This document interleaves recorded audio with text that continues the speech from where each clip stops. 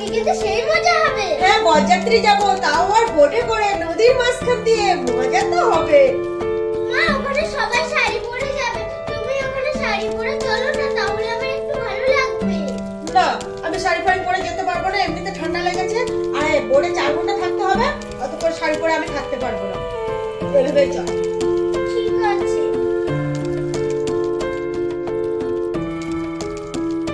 কিরে মজা হচ্ছে তো? হ্যাঁ ওমা খুব জোর ফটিক দিয়েছে, আর সহ্য করতে পারছি না গো। হট সালা যত সব জ্বালাতন, বাড়ি থেকে করে আসতে পারি, চল আমার সাথে বোটের পেছনে গিয়ে পটি করে আয়। ওদি আমাদের জন্য একটা চেয়ার রেখো। এই আমাকে ভালো লাগছে তো? হ্যাঁ মাম্মাম তোমাকে খুব সুন্দর লাগছে, আমি খুব খুশি। ওই যে তোর কথা রাখতে ব্যাগের মধ্যে সব ঢুকিয়ে রেখেছিলাম, বোর্ডে সব চেঞ্জ করে নিয়েছি, চল এবার বিয়েটা দেখে আসি। এই সিঁদুর দান তো হয়ে গেল, চল এবার খেয়ে আসি, আর কি হবে।